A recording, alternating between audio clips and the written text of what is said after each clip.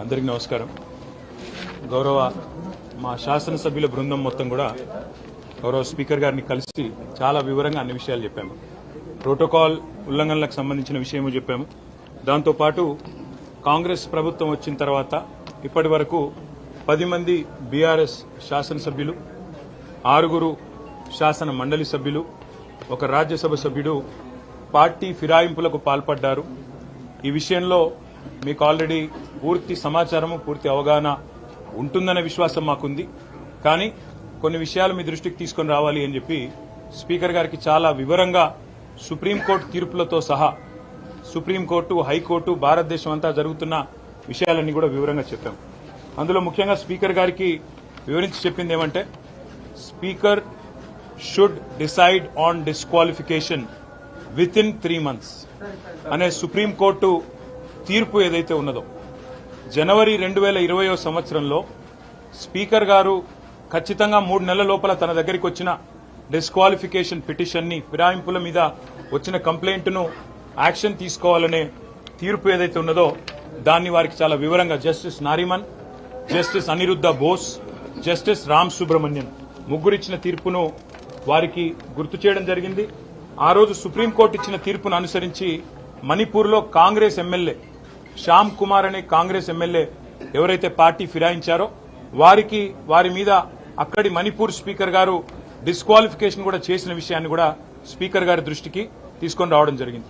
ఇక్కడ జరిగిన ఉదంతం కూడా ఈ 10 మందిది కూడా సేమ్ ఇన్స్టెన్స్ కాబట్టి మీరు ఆల్రెడీ ఒక కవర్డ్ సుప్రీంకోర్టు జడ్జిమెంట్ లో ఉన్నారు.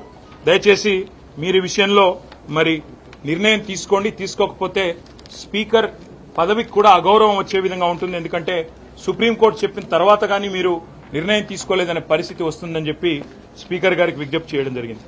స్పీకర్ గారికి సుప్రీంకోర్టు జడ్జిమెంట్ కూడా చదివి కూడా నేను వినిపించాను. అందులో జడ్జిమెంట్ లో ఏముందో కూడా ఒక్క నిమిషం మీకోసం కూడా చదివి వినిపిస్తాను. సుప్రీంకోర్టు జడ్జిమెంట్ లో దిస్ ఇస్ కేశం మేఘచంద్ర సింగ్, అంటే ఆయన ప్రదేశ్ కాంగ్రెస్ కమిటీ అధ్యక్షుడు మణిపూర్, ఆయన వర్సెస్ స్పీకర్ మణిపూర్ లెజిస్లేచర్. దానిలో జనవరి 2020లో అక్కడ సుప్రీంకోర్టు ఇచ్చిన తీర్పు ఏంది అంటే చాలా స్పష్టంగా చెప్పారు. ఏమంటారంటే, therefore in any manner interdict judicial review in aid of the speaker arriving at a prompt decision as to disqualification under the provisions of the 10th schedule.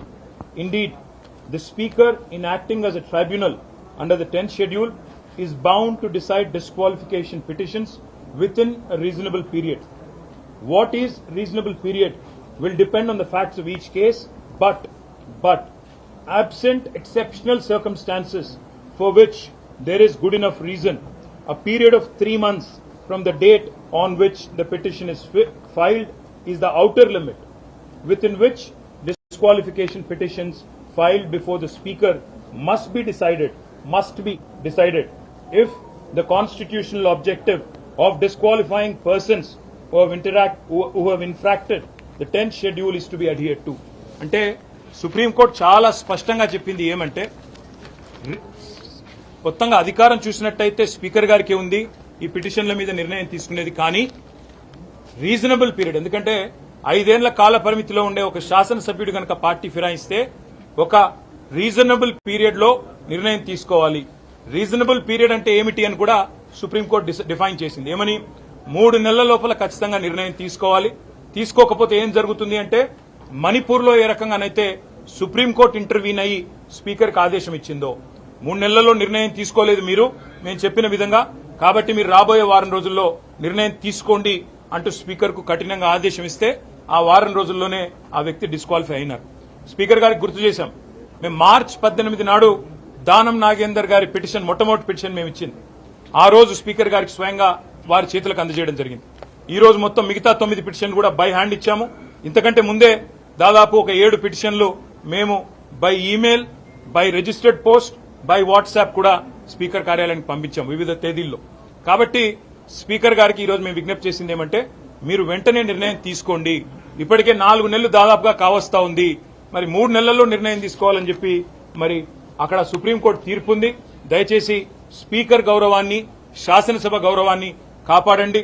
Supreme court మీకు డైరెక్షన్ ఇచ్చే పరిస్థితి తెచ్చుకోవద్దు అంటూ కూడా స్పీకర్ గారిని మేము అభ్యర్థించడం జరిగింది. నేను తప్పకుండా పరిశీలిస్తానని చెప్పి స్పీకర్ గారు అన్నారు. ఇంకా వారికి చాలా విషయాలు కూడా చెప్పినాం. ఈ కాంగ్రెస్ పార్టీ ఏ పార్టీ అయితే ఈరోజు ఒకవైపు రాజ్యాంగం పట్టుకుని రాహుల్ గాంధీ గారు ఢిల్లీలో పోజులు కొడుతున్నారో నేను రాజ్యాంగ సంరక్షకుని అని, అదే కాంగ్రెస్ పార్టీ ఇవాళ రాజ్యాంగ భక్షకుల మాదిరిగా ఏ రకంగా వ్యవహరిస్తున్నారో కూడా వారికి వివరంగా చెప్పడం జరిగింది. చేతుల్లో రాజ్యాంగం పట్టుకుని పార్లమెంట్లో పోజులు, బయటికి వచ్చి కాంగ్రెస్ కార్యాలయంలో పార్టీ ఫిరాయించిన ఎమ్మెల్యేలకు వారిని వెన్నుతట్టి ప్రోత్సహించే విధంగా రాహుల్ గాంధీ గారు ప్రవర్తిస్తున్నారని చెప్పి కూడా నేను స్పీకర్ గారికి గుర్తు చేయడం జరిగింది. ఇది కాంగ్రెస్ పార్టీ యొక్క జాతీయ మేనిఫెస్టో. ఇదే మన తెలంగాణలోనే తుక్కుగూడలో విడుదల చేయడం జరిగింది న్యాయపత్ర. అందులో కూడా కాంగ్రెస్ పార్టీ చాలా స్పష్టంగా చెప్పింది.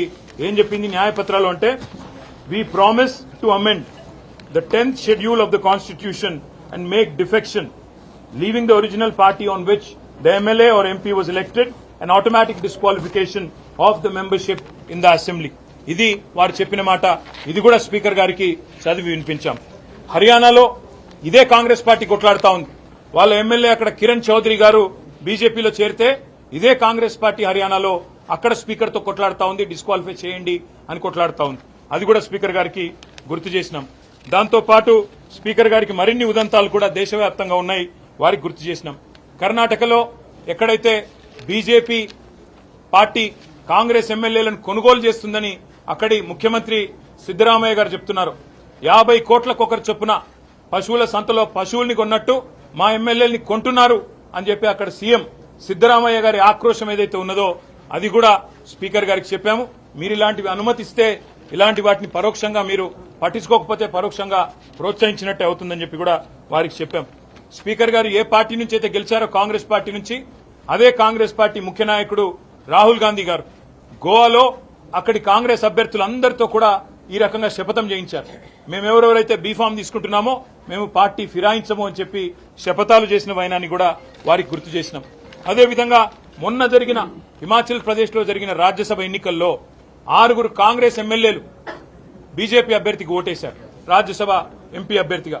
అక్కడ అసెంబ్లీ స్పీకర్ గారు డిస్క్వాలిఫై చేస్తే వారు దాన్ని సవాల్ చేస్తూ సుప్రీంకోర్టుకు పోయారు. సుప్రీంకోర్టు ఆ విషయంలో మేము అడ్డురాము, స్టే ఇవ్వము, స్పీకర్ గారు చేసింది కరెక్టే అని చెప్పి సుప్రీంకోర్టు కూడా హిమాచల్ ప్రదేశ్ లో తీర్పిచ్చింది. పార్టీ ఫిరాయింపుల విషయంలో సుప్రీంకోర్టు చాలా సీరియస్ గా ఉందనే విషయాన్ని కూడా వారికి చెప్పాము.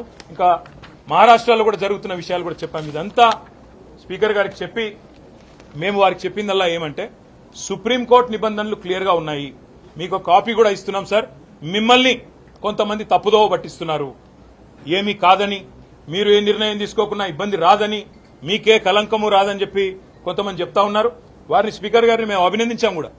మన స్పీకర్ గారు ఒక దగ్గర ఒక యూట్యూబ్ ఛానల్కి ఇచ్చిన ఇంటర్వ్యూలో చాలా స్పష్టంగా చెప్పారు, నేనైతే వ్యక్తిగతంగా పార్టీ ఫిరాయింపులకు నాకు ఇష్టం లేదు, ఒక పార్టీ మీద గెలిచిన వాళ్ళు ఇంకో పార్టీకి పోవడం అనేది అనైతికం అని స్పీకర్ గారు ఏదైతే మాట్లాడారో మేము అభినందించాం. కానీ మాటలతోనే ఆగిపోకుండా మీరు వెంటనే మరి కార్యక్రమం కూడా కార్యాచరణ కూడా ప్రారంభించి ఈ 10 మందిని కూడా అనర్హులుగా ప్రకటించి ప్రజాక్షేత్రంలో వారి బలాన్ని రుజువు చేసుకునే విధంగా స్పీకర్ గారు నిర్ణయం తీసుకోవాలని చెప్పి కూడా కోరాము. నేను పరిశీలిస్తాను, చట్టబద్దంగా రాజ్యాంగబద్దంగా ఏం చేయాల్సి ఉంటుందో తప్పకుండా అన్ని ఆలోచించి నిర్ణయం తీసుకుంటానని చెప్పి స్పీకర్ గారు చెప్పారు. మాకు స్పీకర్ గారి మీద ఇంకా విశ్వాసం ఉంది. ఒకవేళ వారు ఇంకా నిర్ణయం తీసుకోకపోతే తప్పకుండా సుప్రీంకోర్టుకు పోతాము. రాజ్యాంగబద్దమైన సంస్థలు భారతదేశంలో ఏవైతున్నాయో తీసుకుంటారని ఆశిస్తున్నాము. తీసుకోకపోతే తప్పకుండా న్యాయస్థానం, అత్యున్నత న్యాయస్థానం రాజ్యాంగ ధర్మాసనం కూడా చెప్పింది, 5 judge bench headed by chief justice of India May 2023లో చెప్పింది, ఈ పార్టీ ఫిరాయింపుల మీద ఏదైతే తీర్పు 3 జడ్జ్ బెంచ్ ఇచ్చిందో అది కరెక్ట్ అని చెప్పి రాజ్యాంగ ధర్మాసనం కూడా తీర్పిచ్చిందనే విషయాన్ని కూడా స్పీకర్ గారికి చెప్పాము. కాబట్టి తప్పకుండా దయచేసి తగిన న్యాయం చేయండి అని చెప్పి కూడా అభ్యర్థించాము. చేస్తారని చెప్పి మేము విశ్వసిస్తున్నాం. Thank you. పార్టీ ఫిరాయింపులకు పాల్పడతా ఉన్నారు. రెగ్యులర్ గా ఎమ్మెల్యేలు మీతో పాటు కనిపించిన వాళ్ళు రెగ్యులర్ గా అక్కడ చేరుతా ఉన్నారు. ప్రెజర్ ఉందా? ఎందుకోసం మారుతున్నారు? ఒకటే మాట బ్రదర్, ఇవాళ ఎంత దారుణంగా ఉంది రేవంత్ రెడ్డి గారి పరిపాలనలో పరిస్థితి అంటే, పేర్లు చెప్పను ఆ ఎమ్మెల్యేలు కూడా ఇబ్బంది పడతారు. ఒక 2 ఎమ్మెల్యేలు పార్టీ మారిన వాళ్ళు, వాళ్ళకి వాళ్ళ నియోజకవర్గంలో డీఎస్పీలు ఫోన్ చేసి మీరు మారండి, మారకపోతే మీకు ప్రాణగండం ఉందని కొంతమందిని భయపెట్టారు. స్వయంగా పోలీస్ అధికారులు ఫోన్ చేసి వాళ్ళ భయభ్రాంతులకు గురి చేసే విధంగా చేస్తున్నారు. ఇవాళ బీజేపీ చేస్తేనేమో వాషింగ్ మెషిన్ అంటారు, పాపాలు చేసిన వాళ్ళు అందులో పోతే పాప ప్రక్షాళన జరిగి బయటకు వచ్చిందని మాట్లాడుతూ ఉన్నారని చెప్పి రేవంత్ రెడ్డి గారు కాంగ్రెస్ పార్టీ ఆక్రోశిస్తుంది. వేరే రాష్ట్రాల్లో బీజేపీ కాంగ్రెస్ ఎమ్మెల్యేలను తీసుకుంటే మర్డర్ ఆఫ్ డెమోక్రసీ అంటారు. కానీ మరి ఇక్కడ మీరు చేస్తున్నది ఏంటి అని వారిని అడిగితే సమాధానం రాదు. కానీ వారు చేస్తున్నది కూడా సేమ్ పని. ఏం చేస్తున్నారు? కొంతమంది మీద కేసులు, విజిలెన్స్ దాడులు. మా రాజశేఖర రెడ్డి గారి బిల్డింగ్ బొలగొట్టినారు, మా రాజశేఖర రెడ్డి గారి కాలేజ్ బిల్డింగ్ పడగొడతారు, మల్లారెడ్డి గారి ఆస్తుల మీద పోయి వాటిని ధ్వంసం చేస్తారు. కొంతమందిని డైరెక్ట్ గా మీకు ప్రాణగండం ఉందని భయపెడతారు. కొంతమందికి బిజినెస్లుంటే ఆ బిజినెస్ల్లో విజిలెన్స్ వాళ్ళని పంపించి ఇంకా ఇతరత్ర సంస్థలను పంపించి ఇబ్బంది పెట్టే ప్రయత్నాలు. ఎవరన్నా నిర్మాణ రంగంలో ఉంటే వారిని జీఎంసీ ద్వారా హెచ్ఎండిఏ ద్వారా భయభ్రాంతులకు గురి చేయడం. ఇవాళ బడేబాయికి చోటాబాయికి పెద్ద తేడా ఏం లేదు. బడేబాయి అక్కడ చేస్తున్న పని ఇక్కడ ఈయన చేస్తున్నాడు చోటాబాయి, ఏం తేడా లేదు. ఆయన తనకుండే అన్ని సంస్థలను వాడుతున్నాడు, బెదిరిస్తున్నాడు రాజకీయ పార్టీలను, వైరపక్షాలను. ఈయన కూడా అదే పని చేస్తా ఉన్నాడు. మాకు పార్టీ మారిన ఎమ్మెల్యేల మీద సానుభూతి ఉంది, ఎందుకంటే వాళ్ళు రాజకీయంగా ఆత్మహత్య చేసుకున్నారు. వారిని నేను కాపాడలేను, ప్రజలు తప్పకుండా వారిని శిక్షిస్తారు ప్రజాక్షేత్రంలో. అందుకే మేము చెప్పేది ఇవాళ రాజకీయాల్లో హత్యలుండవు, ఆత్మహత్యలే ఉంటాయనడానికి ఇవే ఒక గొప్ప నిదర్శనం నేను అనుకుంటా ఉన్నా. చాలా విషయాలు చెప్పాము, ఇంకా మిగతా విషయాలు చెప్తే మీరు ఇంకెక్కడికో వెళ్ళిపోతారు.